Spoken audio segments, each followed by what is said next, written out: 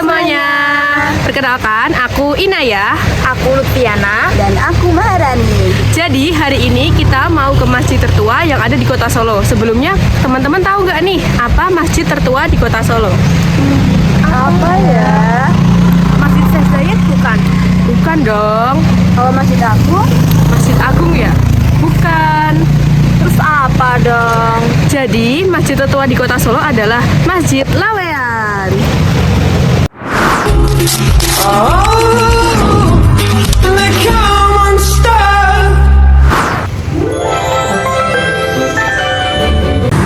Masjid Laweyan ini merupakan masjid yang dibangun pada masa Kerajaan Pajang, tepatnya pada tahun 1546 Masehi. Masjid ini merupakan bekas sanggar Ki Beluk yang dulunya merupakan penganut Hindu Jawa hingga akhirnya beralih menganut agama Islam. Nah, dengar-dengar masjid ini dulunya pura ya. Kira-kira bener nggak sih? Nah, kalian ingin tahu kebenaran dan sejarah dari Masjid Laweyan? Yuk simak videonya sampai selesai.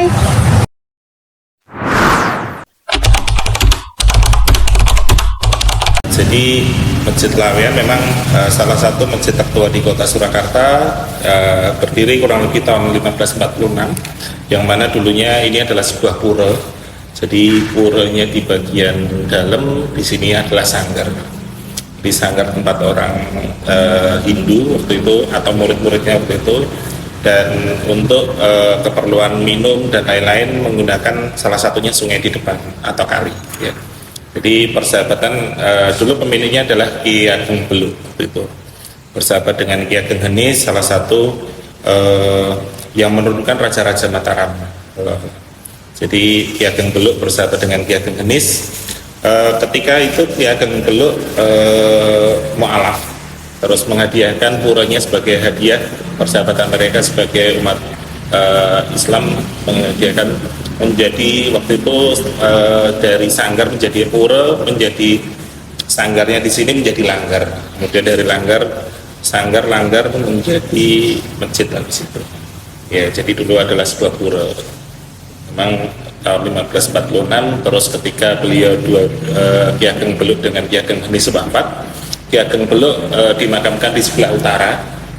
Jadi di belakang sebelah utara, versinya ada dua. Yang pertama adalah beliau karena bukan dari keluarga kerajaan atau salah satu ulama, maka beliau mau dimakamkan di sebelah utara.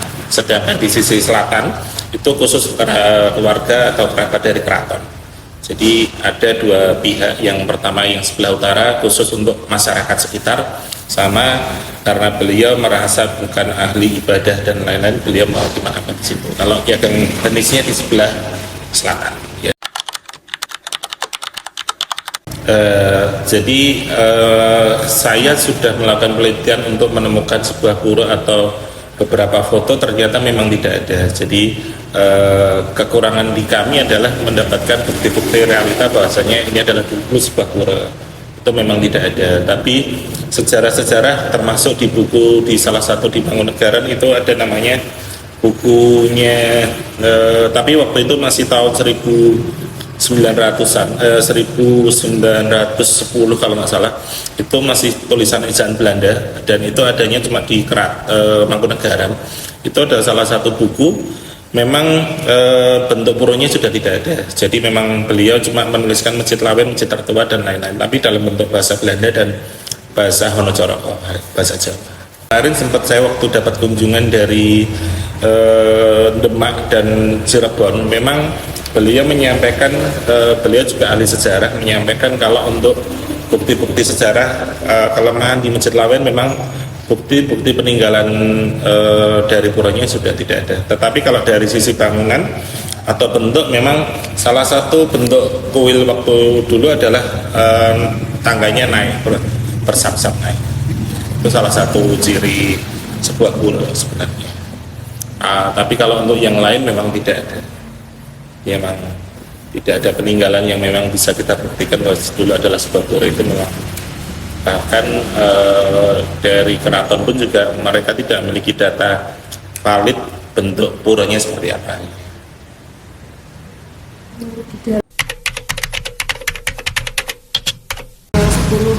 Itu masih digunakan kalau itu.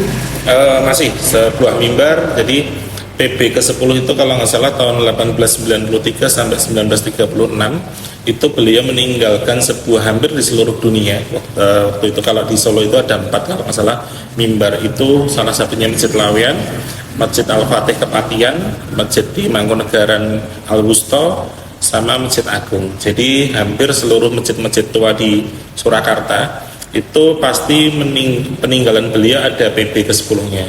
Terus PB ke-10 juga salah satu meninggalkan bangunan-bangunan atau tembok-tembok besar. Jadi kurang lebih kalau yang zamannya PB ke-10 itu termasuk tembok-tembok sebelah di sini semuanya itu peninggalan beliau. Itu pasti temboknya kurang lebih 50 cm dan dia masih menggunakan ladu. Jadi tidak menggunakan semen. Ladu itu percampuran antara putih telur. Jadi campurannya putih telur untuk pengikatnya. Kalau pesantren itu khusus untuk di Ramadan. Ya, sementara ini khusus kita adakan untuk khusus di Ramadan itu ada pesantren. Untuk anak-anak SD sih sebenarnya. Tapi kalau untuk TPA kita aktif untuk hari Senin sampai di Jumat kita kurang lebih 60 anak. Tapi kalau untuk Ramadan itu kurang lebih 100 anak. Jadi kalau untuk kegiatan di Masjid Laweyan ini termasuk sebenarnya kalau setiap harinya sudah full. Jadi hari pada maghrib sampai isya itu Ahad sampai Senin sampai Ahad itu full 100% kegiatannya. Tapi kalau untuk TPA memang Senin sampai Jumat. Kalau untuk Ramadan itu hari pertama Ramadan sampai malam 20. Biasanya seperti itu kalau pesantrennya. Kebetulan kalau yang dari luar itu termasuk banyak sih sebenarnya di luar wilayah Solo ya, itu dari Sukoharjo juga lumayan banyak ya, karena memang dulu itu Masjid Laweyan memang terkenal dengan TPV-nya yang mungkin di atas rata-rata dari yang lain sebenarnya ya. Jadi memang kita tidak membatasi anak-anak masih TK ya, mereka pengen TPA ya kita insya Allah kita terima, karena ke depan ya mereka untuk masih anak-anak kecil ya, walaupun mereka mau cuma lari-larian tapi ya tetap kita fasilitasi. Kalau pesantrennya itu sudah ada dari zaman terbangun itu atau? Kalau pesantren itu kalau nggak salah sejak 43 tahun yang lalu ketika ada namanya PRML 43 atau 44 tahun yang lalu, Panitia Remaja Masjid Laweyan. Jadi PRML itu kan terbentuk hampir 44 tahun sama sekarang, 44 atau 45 tahun itu baru ada pesantren. Tapi kalau untuk anak-anak muda hampir rata-rata sebenarnya anak-anak muda di sini ini di pondok sih sebenarnya. Jadi kalau untuk Ramadan mereka pasti kembali untuk kegiatan di sini full sih. Kalau untuk Ramadan yang pondok pasti kembali untuk ke masjid di sini.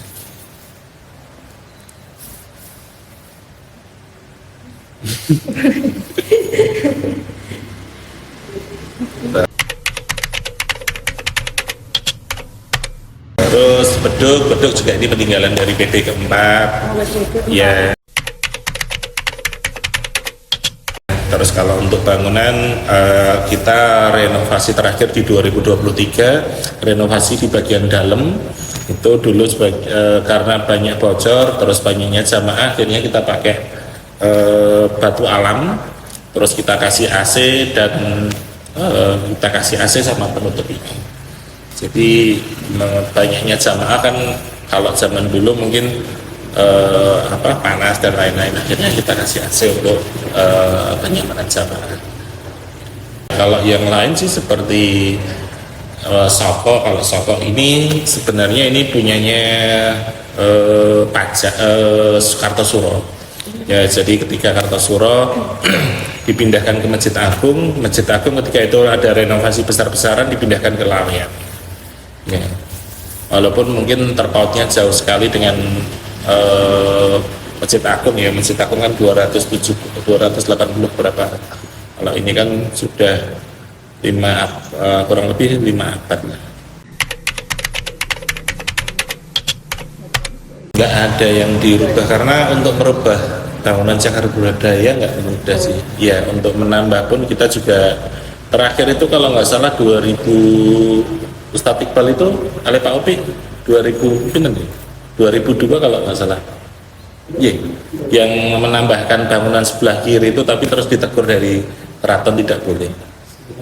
98 ya 98. Jadi cuma menambahkan bangunan, jadi tidak membongkar, menambahkan bangunan juga tidak boleh. Iya, sama sekali.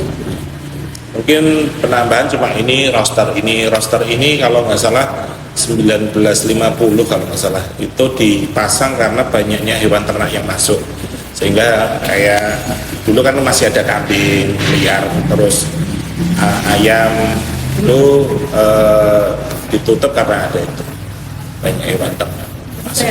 Yang ini Oh masih. Kalau tiang ini sebenarnya warnanya kuning gading, ya beliau yang mengecat jadi hijau sehingga Masjid Laweyan terkenal masjid hijau. oh berarti dulu warnanya bukan hijau. Beliau yang ngecat mungkin ini kuning gading waktu itu kalau nggak salah. Ya, jadi ini tuh sebenarnya iseng sih sebenarnya pengecatan ini. Kalau pengecatan iseng, tapi kalau untuk warna yang di sini memang harus kayak gini atau putih. Nuansanya hijau. Ya. Ini sebenarnya iseng 92 itu masih kuning buat gading ya. Ini tahun 2000-an nih, hijau. Hijau, beliau yang ngecat. Soalnya gini itu terkenal kan, oh yang itu sih hijau kan. Ya benar. 2011 ya. Untuk Idul Adha, Idul Fitri kita juga terbuka untuk para musafir yang ingin singgah ke sini, kita terbuka untuk misalkan mereka mau nginep di sini misalkan 10 hari atau hari biasa 10 hari bisa, misalkan jelas keperluannya, kepentingannya jelas kita terima. Jadi alhamdulillah rame kalau untuk alhamdulillah kalau 5 waktu minimal 2 saf 3 saf ya. Syukur ya. Nah kalau untuk warga di sekitar ini yang belakang ini udah hampir 80% sih. Ya sudah ke masjid. Sekarang kan ada musola sebelah selatan itu ya, terus ada masjid sebelah selatan lagi juga ada, jadi mungkin terpecah tapi nggak masalah sih selama masjid atau musola penuh nggak masalah. Ada Langgar Merdeka itu. Ya Langgar Merdeka selama ini kalau saya sholat di sana masih sedikit karena mungkin satu harus naik sih ya. Kalau subuh di situ itu paling maksimal 4 jam orang. Jadi memang kendalanya harus naik sih. Hampir 100% sih, 100%. 100% dari masyarakat sekitar ini. Kecuali Ustadz Iqbal karena beliau di Merauke ya. Ya, tapi kan basicnya beliau rumahnya di depan di situ. Ya. 100% dari jamaah. Dan kita juga milih jamaah takmir yang benar-benar sholat di masjid, bukan sekedar menang sebenarnya.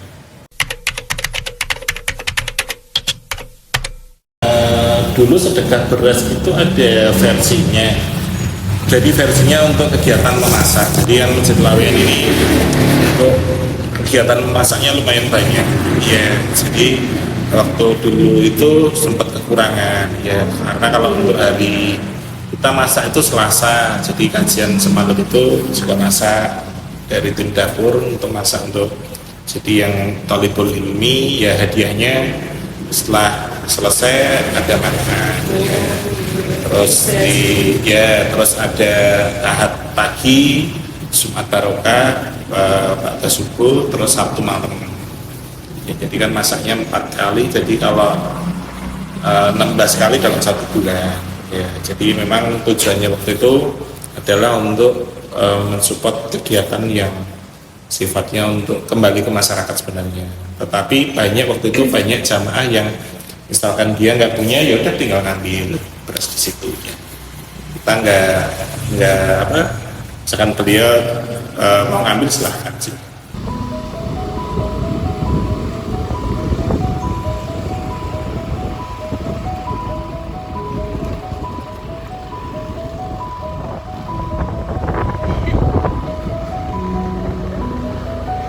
Wes kayak